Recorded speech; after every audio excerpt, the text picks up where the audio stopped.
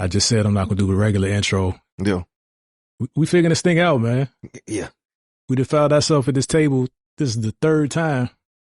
And it seemed like something going to work out.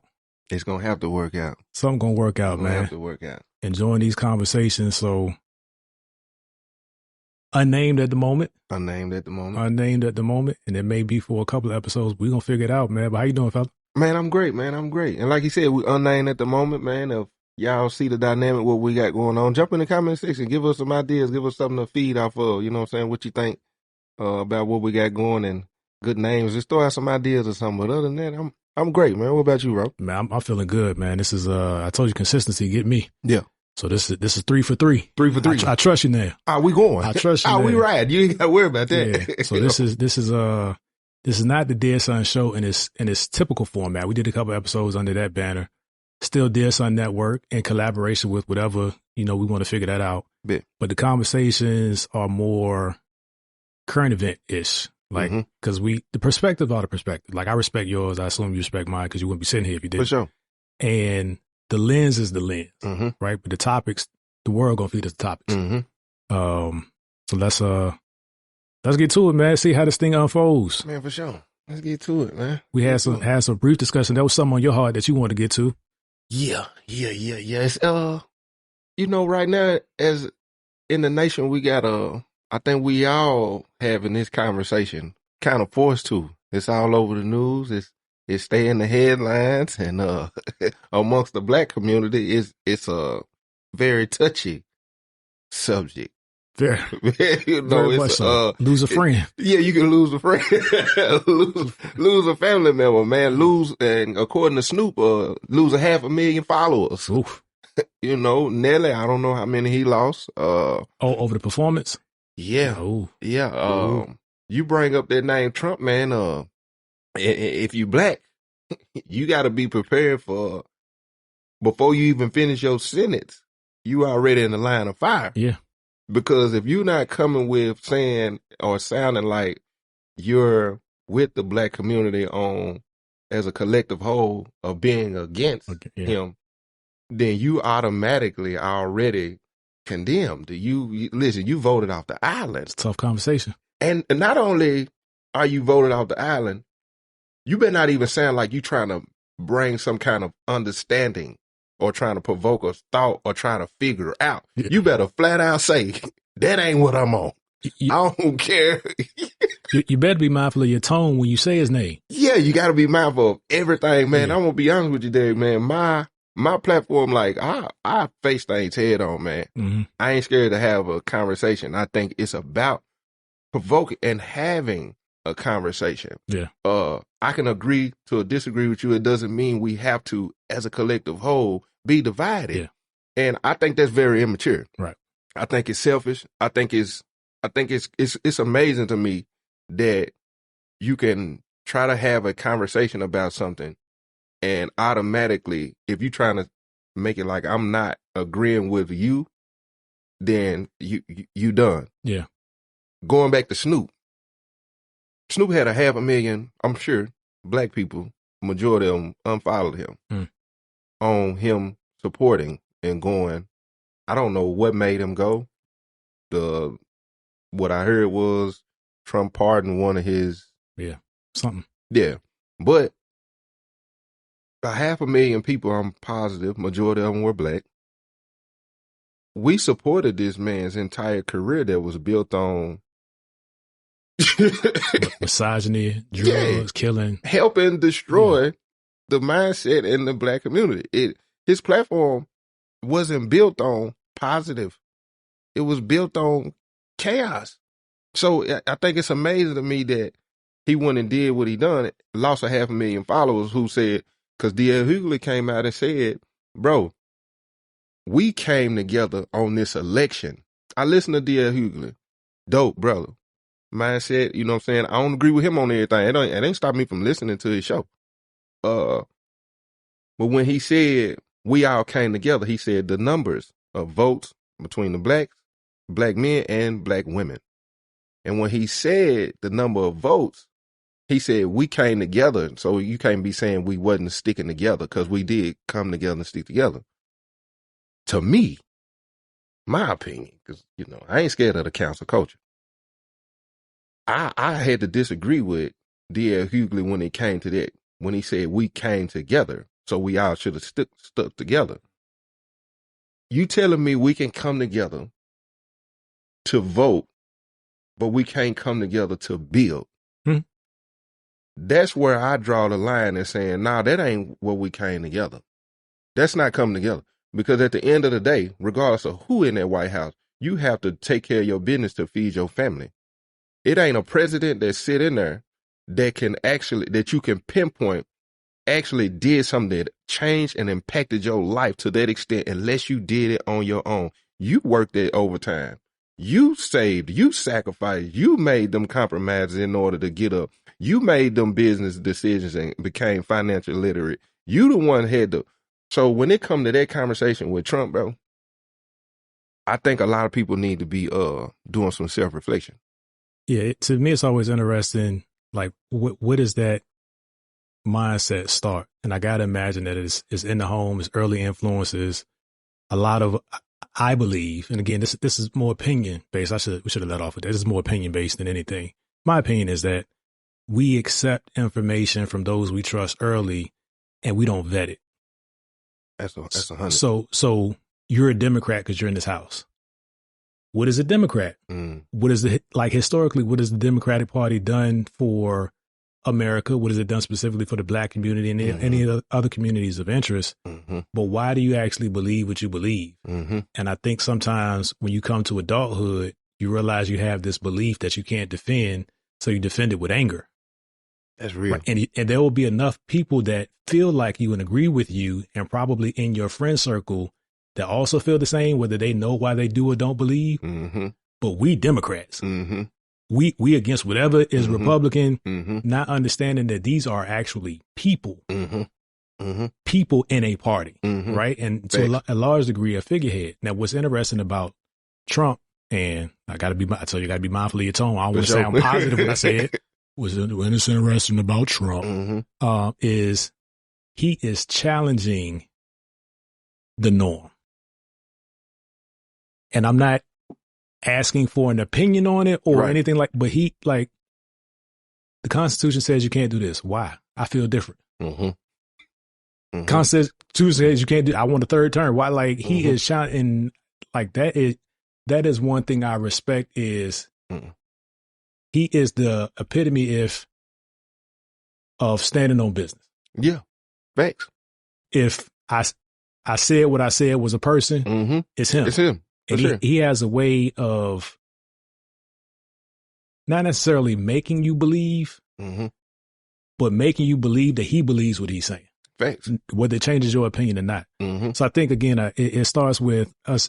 Self-reflection was right on. Like, why do we feel the way that we feel? And it'd be cool to bring a therapist on to talk about that in terms of, in general. Like, how do you, when you can't defend what you believe, you lash out a lot of times. True. Because you got so much time and life invested in it. It's like, that's why I never told my kids that Santa Claus existed. That is a planned lie that at some point you're going to undo. Right. In my opinion, the kids said, okay, what else was you lying about? These things parallel. That's real. So we got to, the self-reflection is key, bro. Now, that's real. What you said about the growing up a certain and then trying to defend that. Another thing is majority of us have been blindly led, point blank, period. And again, it's amazing that you're okay with being blindly led by the blind, but you're not open to see what this would happen. We've been blindly led this whole time. Shaking up and making people feel uncomfortable. I think that's the scariest part for most people. And most Black people, when you said about the therapist, because to me, you getting into the trauma, people being triggered. And your first response is to think about slavery, to think about how we've been treated all of this time. And now you're thinking there's somebody who could put us back in that position. But even with that, that's a wild one. Even with that, I'm thinking to myself, you do know the entire country wouldn't even go for that.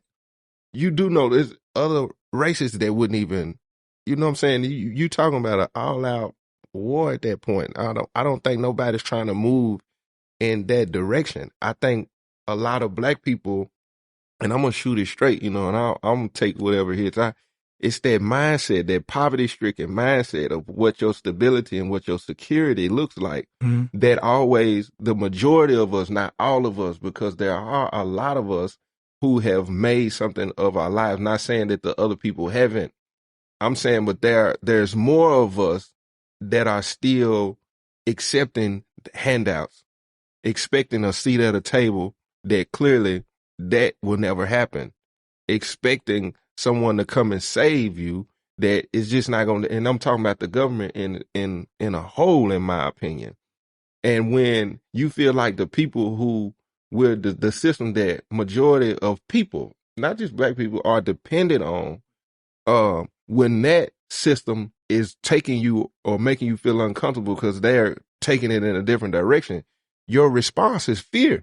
Your response is panic because it's unfamiliar. So you automatically start thinking about how's this and what this going to look like and what's that's going to look like with this being took away and this being took away and them doing this different. But it all boiled down to people don't like change. Yeah. And what you're seeing from a government standpoint is change happen radically. With immediate effect. Right. With immediate effect. And I think there's people feeling how they feel about the change is valid. Like it is nobody's duty to validate your feelings. Facts. You feel how you feel based on how you live life, what you know, what you're experiencing at that time, and the unknowns, right? That fear that you were talking about. Mm-hmm. So I'm like logical to a fault almost, and a realist to, I say more of a realist to a fault. I'm fine saying I didn't vote for Trump, but I knew Trump would win. Mm-hmm. Mm-hmm. So there's like, in my mind, I'm going through like, so am I voting knowing that this is going to fail? Mm. Like I understand you, and being in different rooms, going through the corporate ladder and hearing different conversations, you see some things are normalized based on an economic status, mm-hmm. and their cares in life are very different from people in other economic status, right? And that's not an amazing thing that's just the obvious. Mm-hmm. But what happens is we stay stuck in it didn't work, so I'm not going to work with it. Mm. You don't have a choice. Like the world goes on, and that's not saying that you take whatever is given you, whatever's fed to you, whatever's presented to you.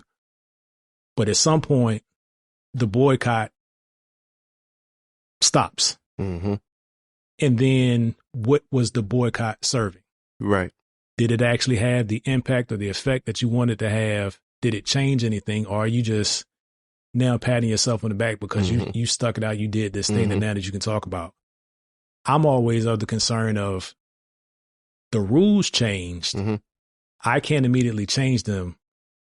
How do I minimize the impact to me and my family? Mm-hmm. What are my options now? What does it look like? If this is happening, okay, you got to pivot this way. And again, it doesn't mean get ran over, but I think sometimes our energy stays in the wallowing in the loss versus trying to actually understand. Another thing that kind of boils my blood is I saw a post somebody said, let's not watch the inauguration. Let's make this the least watched inauguration ever. And then what? So now you just don't know what he said, or like you made a good point in terms of like when you referenced D.L. Hughley, being open to information doesn't mean that you believe and accept all the information. It means that you're advised, you're educated about what the conversation is. The less you know about a conversation, the less that you can add value to it and affect the change. Man, that'll tie back to our last interview when we talked about the hypocrisy. I pay attention to what's going on and use it as a tool to fish. Because if I ain't hip to what the new generation is paying attention to, how do I reach them? You know what I'm saying? Like you said, if you have a common enemy, we're talking about 33 strategies of war type of stuff, and you have done no research, you don't no background, no information, know what that person is planning to do, how do you get prepared? I've been saying this on my platform for the last week or so, and I go through the comments because the comment section tells you a lot about where people are and what they believe and what their perspectives are. And I see that in the first 5 seconds of the video, if I say something, I had a video and I said, most black people can't tell you why they hate Trump. That's all I said. And then the rest of it is about us coming together as a collective whole. It's 15 minutes of me talking about a plan. That first 3 seconds, I could see so many people who just wasn't even open to hear what I said.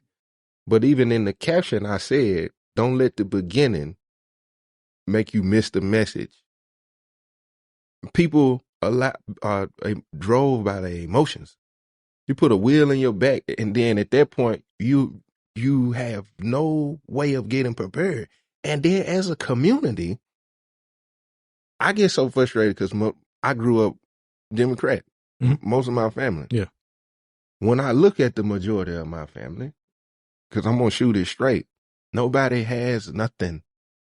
Nobody owns nothing. Nobody knows how to hunt, fish, garden, be self-sufficient, build, carpentry, mechanics. We don't have those types of trades and mindsets to know how to pass it on to the next generation. So it's hard for me, whether it's a Republican conversation or a Democrat conversation, whether it's a Obama conversation or a Trump conversation, whether it's a Bill Clinton conversation or a George Bush conversation. My mindset is looking at my people. My people is what helped shape me to become who I am.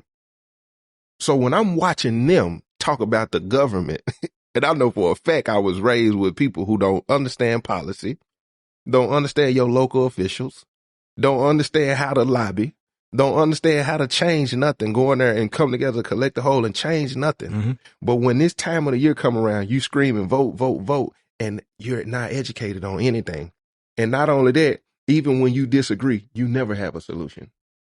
You never are talking about a solution. Like you just said, let's not watch the inauguration. What is the solution to what? Because I believe if you see a problem, if you won't be vocal about it, you need to step in that position to be that change. Yeah. And if you worried about your stability and all of these things, why ain't you becoming more financial literate? Why is it that 10 years went by and every time you get your taxes in February and March, it's gone by April? Why you ain't never saved? Why you don't know how to get an LLC? Why you ain't saving and budgeting? Why you ain't trying to get land and come together with people? Why you ain't to put yourself in a position when all of these things start happening, you kind of on the safe end to be able to have some room to figure things out. Yeah. Yeah. The one thing that's always rubbed me a little different. So when Obama got elected, I was out of the country in 2000. Yeah, he was 2008 and 2012. I was out of the country. I was in Iraq in 2008 the first time. Why am I blanking on his name? Current president, Trump. 47. Yeah. And that wasn't until I literally forgot his name. Yeah. But when Trump got elected in 2016, when he took office in 2016, we were living overseas. We were living in Dubai. And as a family, when we go out, people will recognize that we were Americans. They started laughing at us. Like, wow. What are y'all doing? Like, what are y'all like, ha, ha, ha, ha. We would have laughed and stopped. Wow. Because of the messaging that they received. Right. There was it was almost like you had a celebrity president, right? That whole thing was introduced. What kills me is that I think by and large, we believe that there's going to be a president for Black America. Never. Obama was a president of color, but every president has to manage all of the United States. Right. All of its interests, defend its like all of those things matter. So to think that one person in that position is going to have a specific effect or agenda for a specific interest group is always wild to me. Like it's something going to be catered or tailored for that specific. It's always wild to me. They waiting on that. Yeah. They're waiting on that. It's never coming. It's not designed for that to happen. Yeah. I tell you another thing that's done tricked me out about this, about Trump getting back in office, is how much he's done in 2 weeks by the swipe of his pen. Aggressive. If he was able to do even trying the things he's tried, whether they go through or not, that goes to show you the people who behind him. If they wanted to, they could have done some things that, you know what I'm saying? He's not scared. And, you know, that sometimes that's admirable in some ways, but I think a shakeup is needed. How it's panning out, you know, everybody won't agree with every step. I don't agree with every step. Me neither. I definitely, you know, he suffers from diarrhea of the mouth. For sure. Like it comes out when it comes out, and he doubled down. He'll double down on it because he can't be wrong. He will not. No, he will not do that. Which I think is one of his weaker traits, is the inability to see that you made a mistake. Yeah. Right. He's pushing his P is perfection. Yeah. That's the P that he pushing. Yeah. He most definitely won't go on the record and say he done something wrong or made a bad decision or said something wrong or offended somebody. He'll triple down on that. But even going to that, you know, I do a lot of reflection on like the church, because I know a lot of us people of color, man, a lot of us, not only whether you have a Democratic background, you also have a church background. And so when it comes to that, that's my initial go-to when these types of conversations are being had. Because it's so many that has paid tithes their entire life who cannot get help from the church. When COVID hit, and they were sending out them stimulus checks because the average American couldn't go days without going to work. And they was sending out them stimulus checks. I was looking at it like, how is it that our churches ain't able to do that when you've been going here for 10, 15, 20 years, and you watch your leaders add on to the church. You got an east wing, west wing, you got a bunch of vans, and I think the common goal of the church is to have all things in common. In the book of Acts, when it said they all came together and had all things in common. Now I know it's hard to come together to that extent, but in my mind, I'm like, our leaders who we depend on to lead us in faith, which is the same leaders you expect to lead you and help you understand how to get. I'm like, how we ain't putting that kind of pressure on our churches, accountability, on our members, and then each other. Why are we more dependent on the government? And in my mind, if you're more dependent on the government, to me, that's showing that you have a lack of faith in him, who you say you believe in. And if that's true, then you worship him with your lips and your heart is far from him. Because when you go in that state of panic, what is that saying about who you saying you trust? Who you calling Jehovah Jireh, your provider? Who you calling your rock, your shield, your redeemer? When you talking about those types of things to the body who go in, you hoop and holler, you worship, you play the music, you almost pass out every time you hear something that's beneficial to you personally. And it really never boiled down to a collective whole for the body. Because when you start talking about us coming together as a collective whole of the body, then your worship will be in a collective manner. You felt relieved and good on the basis of your favor, your blessing, your I see what you're saying. Yeah. It was something for you that you ate on. Not saying sister such and such, brother such and such, little nephew, it was personal for you.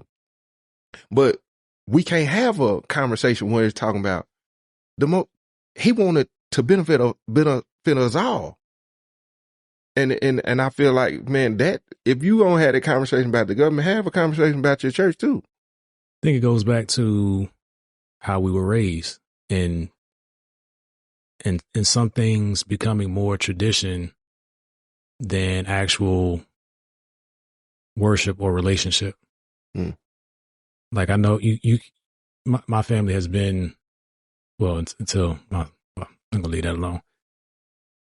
Family name has been associated with a church for 80 years, maybe 100 years now, just after. And I came to a point where I realized that I was going through the motion. I didn't have a relationship. I looked like it. I looked the part. And a lot of what I did was because of the family name. Like I didn't want my parents to look bad, or people, I didn't want to reflect bad on my parents.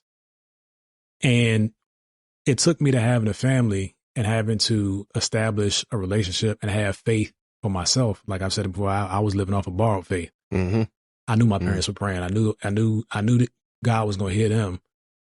So if he didn't answer me in the manner that I wanted, like they was my backup, or maybe they were actually the front line.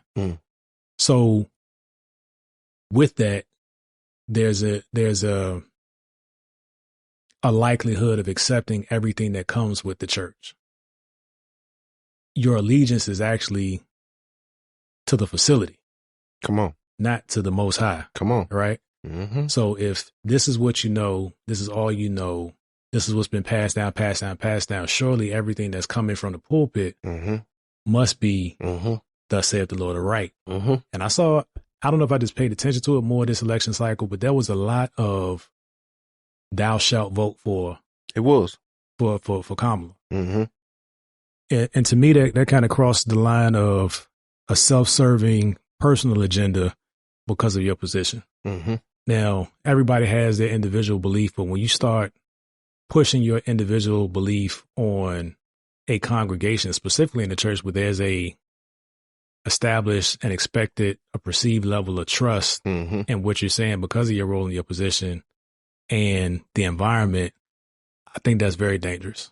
It is. Because it was almost to the point of we must have Kamala. We don't have Kamala, now what? No. Now we trust God? Because if we had Kamala, maybe we didn't have to. Right. Maybe that would have solved everything. Boy, you speaking.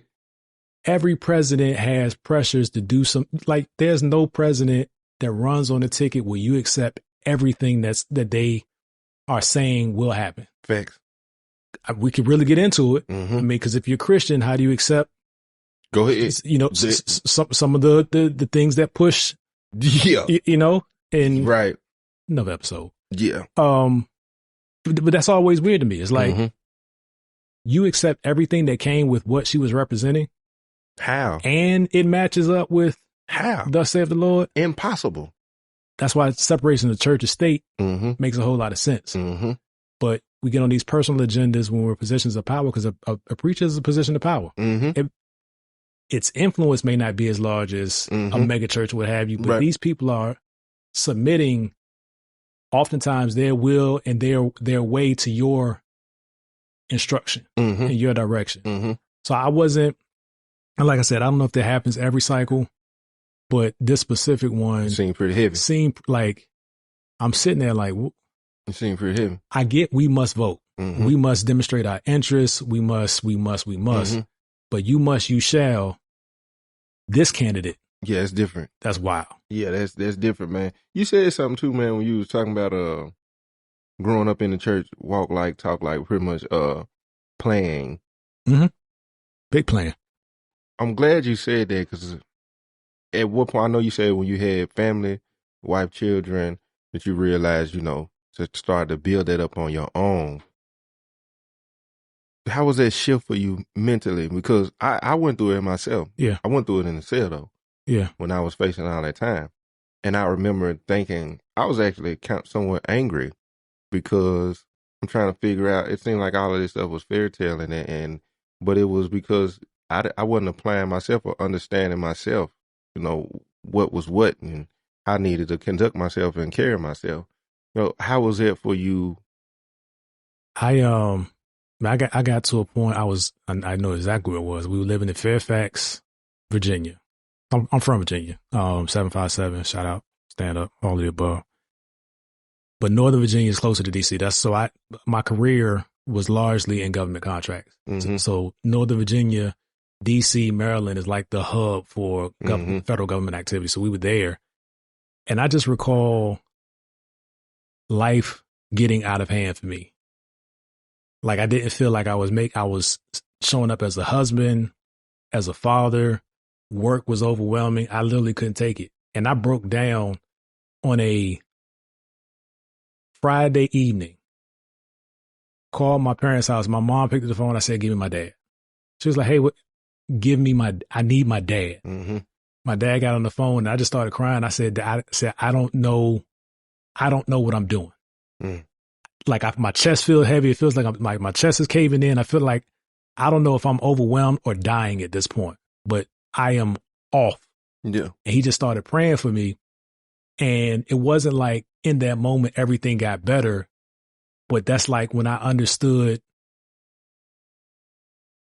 like not being in control of anything in my life. And and what triggered was the answer was prayer, but I didn't think I could pray over my situation because I was in the situation. So my dad interceded on my behalf, and there's nothing new for them. They praying constantly. They've seen you on the show. They praying for you now. So I mean, that's just how they roll. But it got to a point where it was like I thought I was going to fail as a man, where I realized that hey, all of these things that I'm calling the memory, all these texts and all of that, there's nothing is connecting. Mm. So I had to get on the path with trying to, we started trying out different churches and figuring things out. And again, I was going back to what I knew. I'm like, man, I need to be open to God's voice. Lead me, guide me, show me these things. And then where I messed up, show me, let me take accountability and make the correction. But yeah, it came to that point of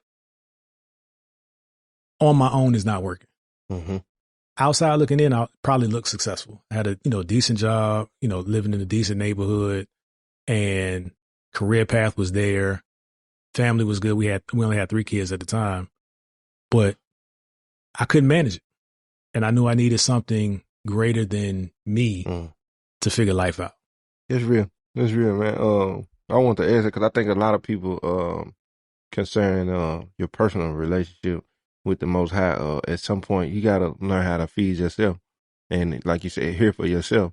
Here recently, I get more messages and calls than I used to when it comes to spiritual journey. Like people asking me, how do I know I'm hearing from him? And, certain things like that, man. And when I'm listening, it kind of grieves me a lot because a lot of people who grew up in the church or just got into the church and trying to figure it out. And a lot of people look at ministers and automatically assume that they the only ones that can hear. Yeah. A lot of times you've been hearing. I just feel like sometimes when you have not fed yourself, then you don't know his patterns. You don't know how he's moving. So even if it's right in front of you, you don't know how to associate it with his footprint or it's his hand. I use a lot of references and how I seen or read certain things to know that's a move. Some things, to be honest with you, I'll just do it and I'll trust him to go before me. I'll use that mustard seed and draw near to him and expect him to, and see how it go, because some people don't realize, even as your natural parent, they raise you and expect you to go out into the world with that training. Always there when you bump your head to come, but at some point your parent expects you to know how to wash your clothes. Yeah. So sometimes when you feel like the Most High being silent is, no, I expect you to know. And not saying you can't come and ask, but you constantly bumping your head on something that life may have taught you, experience done taught you, a vessel or somebody that gave you some confirmation that taught you. You constantly coming before me and it's lesson after lesson after lesson after lesson that I done showed you, and you trying to act like I ain't hearing you or I ain't talking to you. Yeah. I've been talking to you. You just been disobedient. And I remember going through the emotions, and my answer was, man, I gotta get to know him for myself versus what mama said, what granny said. Cause I'm gonna be honest with a lot of y'all grannies was wrong. I ain't saying all the way, but a lot of times when you get information from mama, daddy, and granny, you automatically know in your heart because of who it is, you think it's coming from best interest. Some of that can also be coming from a natural sense. It can be coming from a natural standpoint. And it don't necessarily mean that it was spiritual because it was granny. And a blind acceptance generation. Back to it all. You know, you thought since granny said it was solid. You know what's funny about what struck a chord with me when you're talking about hearing from God and how do you know? As a church kid, part of my barrier between hearing from God, I didn't want to turn the music down. Not in a literal sense, but also in a literal sense because it's more than music. You know, we talked about that last time. Sure. But like when you want to focus, over 40, you start to do things like you see the jokes on online or you know on social media. I had to turn my radio down so I could see the address. The music the volume had nothing to do with you seeing, but it had everything to do with your attention. So I think sometimes I didn't want to turn the music down because I knew that he was speaking, and if I heard it, now I'm being held accountable to what he said. Oh, that's good. If I got to be accountable to what he said, now that removes excuses. Oh, that's good. If I could just keep putting it off on, I don't know if I'm hearing from him. Stay in ignorance. Yeah, this is my thorn, and like I'm not even seeking what he's trying to tell me. Then I'm willfully ignorant, and that's more comfortable. It's painful, but it's more comfortable. If that makes sense. I like that. Yeah, that's good because the minute you come in, and that's for anything, not just spiritual. The minute you come into the knowledge of what my parents didn't do this, my parents did that, you're speaking knowledge and wisdom of what you didn't like, what didn't help you, where you felt you lacked, where your voice. And the minute you admit that, your mind should snap into to make sure to put yourself in position to not become what you didn't like. You come into the knowledge of it. The minute you step into the spiritual realm and you, like you said, you don't want to turn the music down because you don't want to be held accountable and realize that now a shift it should happen. And that process, trust, people are afraid of process. You want instant. And if it's not instant, it's trauma response. It's lashing out, it's anger, it's bitterness, it's all these other things versus realizing in order to build character, you still got that integrity, your morals, your principle. When you talking about becoming a new person, those things have to happen in order for you to build that up. Process is everything. Yeah, got to be tested. Yeah. So let's bring it back to the original part of the conversation because it's all related. But accountability and the Trump era. How do we get through it? I mean, we're only 2 weeks in and it feels like it's been a year already. I'm enjoying it. But the conversation has to be tools to survive or thrive. And you pick your mindset. But all of the separation through conversation, through opinion, through class, right? Well, this thing affects this class, but I'm not in that class, or it doesn't affect me, but there's something that affects you. Like, how do we need to shift the mindset in a conversation to actually progress? My opinion, first and foremost, man, is each one teaching one. Because I feel like as a community, now we don't have the excuse of we don't have the resources, we don't have the education, we don't have the people, we don't have this, we don't have that. We do have it. If there's a way for you to come together with people that can help you in the areas you need help in as far as educating yourself. I don't know if you want to do social media. I don't know if you want to do business. I don't know what it is, but I will guarantee you between social media or somebody that you connected to, you can find access. Yeah. Find your people, find your village, find your tribe, find your community and build that community. Stop discussing problems every single day, it's that noise just gonna keep getting louder and louder and louder and louder. That's really you procrastinating. That's really maybe some people are afraid of their own success. Deflecting. So the only thing that deflecting, quit deflecting, and let's start having conversations on how to build each other. Each one teach one. Cause I'm big on, if you want to do social media, like I'm big on I give you the game for free. I ain't tripping. It was freely given to me. Yeah. You know what I'm saying? If you want to do business, go talk to somebody that can educate you on business. But this the thing, retain information and because it's no excuse in my opinion, it's no excuse. YouTube University, a beast. So many people love TikTok. It's people teaching rebuild. I rebuilt my credit from watching YouTube myself. I didn't pay nobody $1,500. My credit score was like 600. I wrote stuff off on my own. My credit score almost 800 now. I did it myself within a year. When it came to my LLC, I did the same thing. I watched YouTube. I watched a 10-minute video from a black man and I said, I'm going to do everything he's saying just to see if it worked. And I done it. Got my LLC. I got my first loan, which was 10 grand, probably about 7 or 8 months ago. I didn't even want to go in there and do it because the part of me was saying, you got tattoos, you're a black man, they ain't going to give it to you. I sit in the parking lot 30 minutes before I even went in there. I had to really push myself to go in there. Because with a background of selling dope my whole life, I just believe in getting it myself. I've been paying everything out of my own pocket.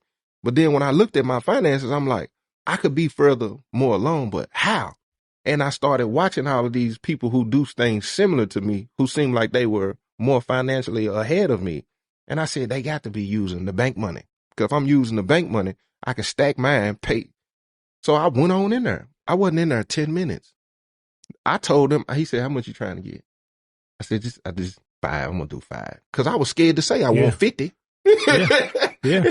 The man picked the phone up, made the phone call. When he made the call, he said, I got Joe Baker right here in front of me. He's asking for 10 grand. I said 5. He said, you good. Got off the phone. I talked to the woman for about a minute or two, gave the phone back. He said, what happened? I said, she said she going to send a confirmation or something. By that time, my phone ding. Boom, looked at it.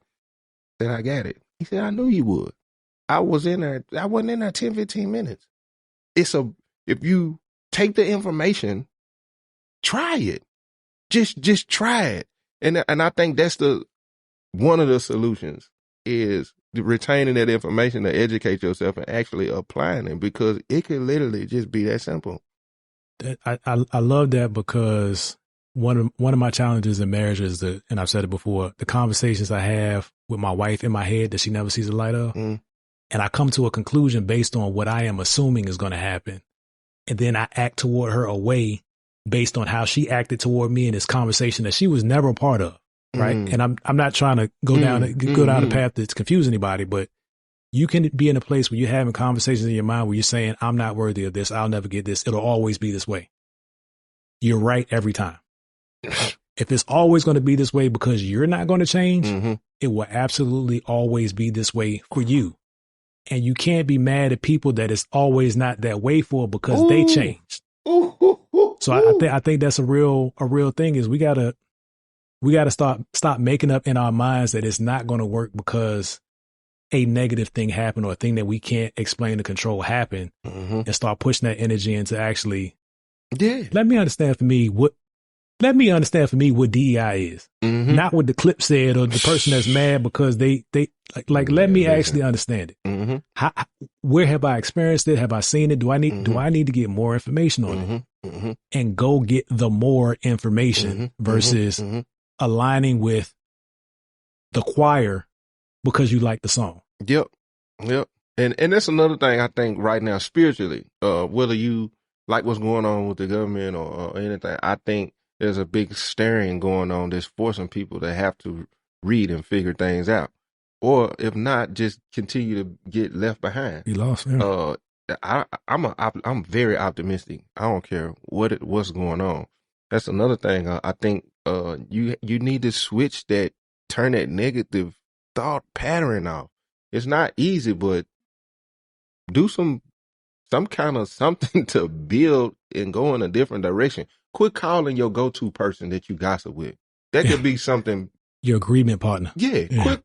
Just The next time you see something you just took some information from and thought it was and finna grab your phone, say you ain't finna call and use that same hand and pick up that same phone and educate yourself before you just, that's a small baby step to pushing out that old and ushering in something new. It's a behavior pattern. Yeah. Stop looking for people to agree before you look for the information. Yeah. Look for the information. Bro, we I think we had a good time, man. For sure. For this unnamed, undefined show. Cause it's more than a podcast. Most definitely. What are your final thoughts, man? Man, I just want to let you know I appreciate you, bro. Like for real, our first interview, man, my spirits went up. It's always a blessing to work with another black man. And your mindset, you know what I'm saying, and what it is you want to do and what you pushing through, man. And I'm leave my thoughts with that, man. You encourage me, you know what I'm saying, because I ain't.